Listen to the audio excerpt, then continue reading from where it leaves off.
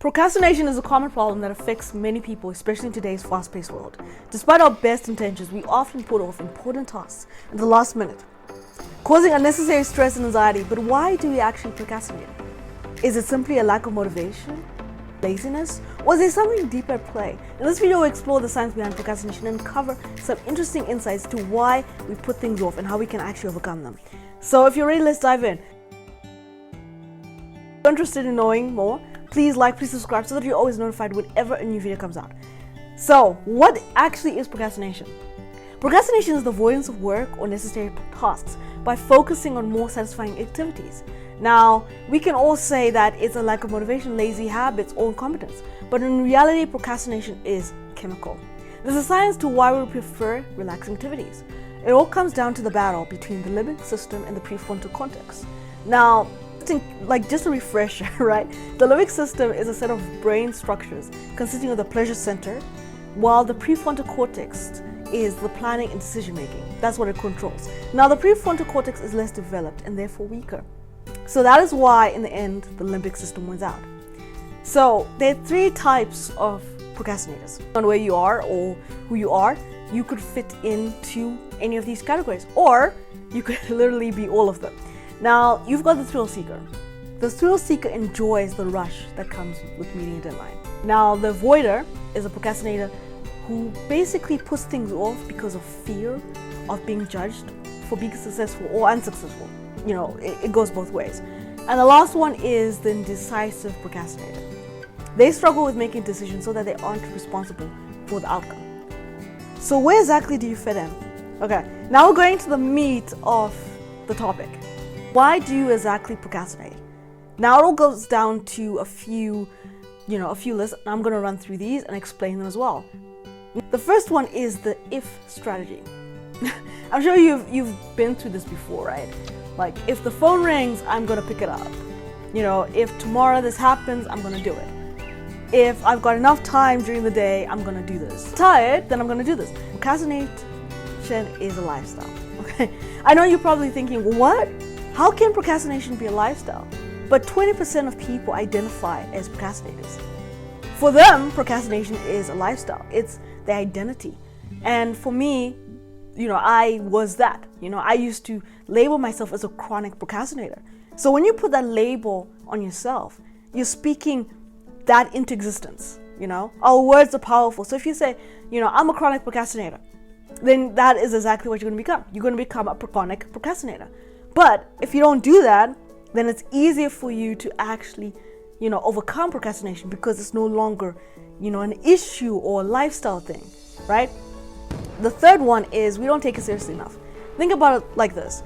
If we took procrastination seriously, then most people would not be procrastinators, because the reason why you don't do what you need to do is because you're not seeing it as an issue. It's just the same thing as the person who's always late for work, right? They know that they sleep at the wrong time so that they wake up at the wrong time. They know what they need to do, but for them it's a lifestyle. Rushing out of the door, being in an hour jam, getting to work late is a lifestyle. And people at work probably know that that person is just always late. Whatever issue you've got, you got to take it seriously. You got to prioritize it. Prioritize making sure that you are no longer a procrastinator. Okay. Now, number 4. Procrastinators they're made, not born. A lot of the times it's because of the system or the environment that we're in. Procrastinate because we're, fear of being judged, or fear of failing, or fear of being seen in a way. And for us, that can make us feel uneasy. That can make us feel as if, then what's the point of actually doing this? So this is the reason why a lot of us procrastinate, because it's become part of us. The system created us. Okay, because we don't plan. Now, if you don't plan your task, you're not going to achieve them, right? And then the other one is an endless list of opportunities. So an endless list of opportunities means that you always push it to a later day than actually dealing with the issue at hand. We're going to the last 2, looking for distraction. So when you're distracted, chances are you're going to procrastinate. So you need to find ways to limit your distractions.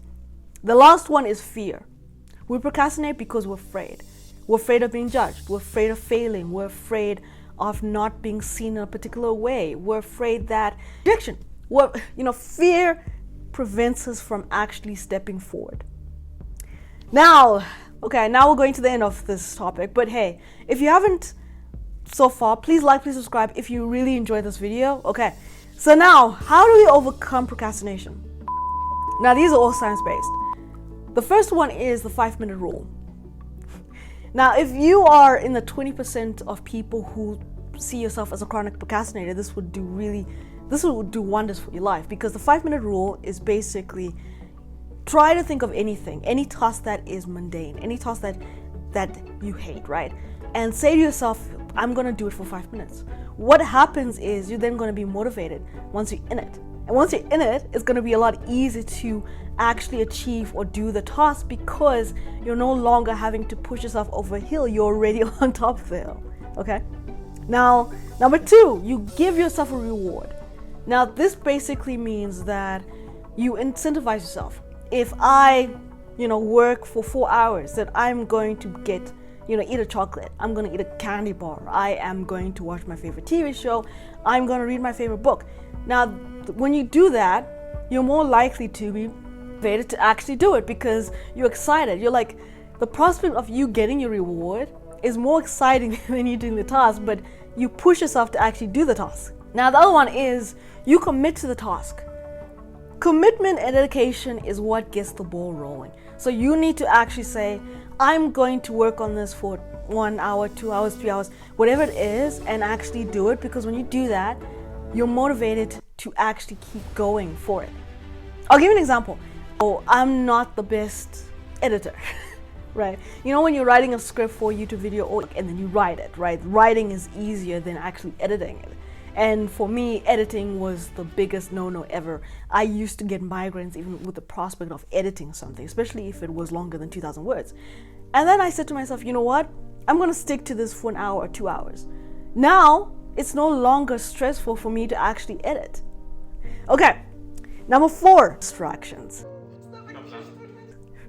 If you're a person who gets distracted easily, you need to switch off your phone, put on a timer, use the Pomodoro technique, whatever you can to actually minimize your distractions. Go to a room, put on headphones, right? Block out the noise so that you can actually focus on the tasks at hand. This is one of the best ways to actually focus on the task, because once you minimize the distractions, everything is so much easier, so much clearer. You can think better, you can breathe in the air. You're no longer stressed, okay? So you gotta minimize your distractions, whatever they are. Lock yourself up. If you can't do that, make sure you put aside time during the day where you don't go to your phone, you don't Netflix, you don't check, notifications, whatever it is, okay? Now, this one is a game changer, okay? Now, I'm pretty sure you've always heard that when you're watching a YouTube video. This is game changing, like, okay, I've heard this before.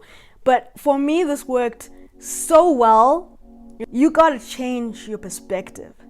Okay, let that sink in for a second. Has it sunk in? Okay, here's the thing. I'll give you an example. Let's say you hate year of research. I mean, who likes research, right? It's so long, it's so boring, it's so tedious. But what if you change that around and you said to yourself, wow, research can actually help me become better at communication. Please, no!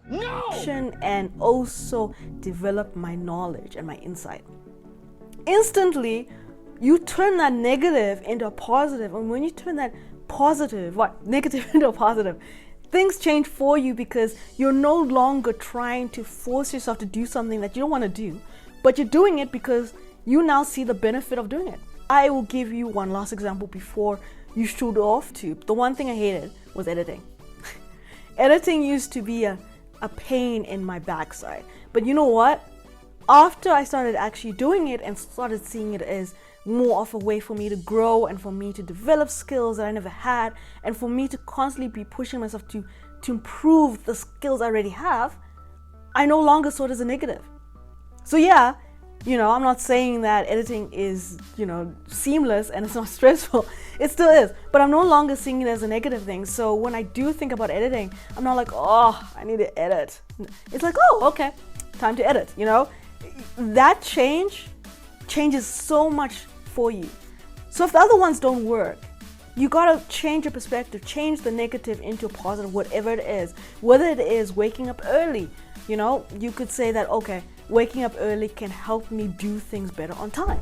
Whether it is maybe researching on a book. Okay, I need to research this book so that I can fuel my business or start a business so that I can make money on the side, so that I can, become financially stable, whatever it is, right?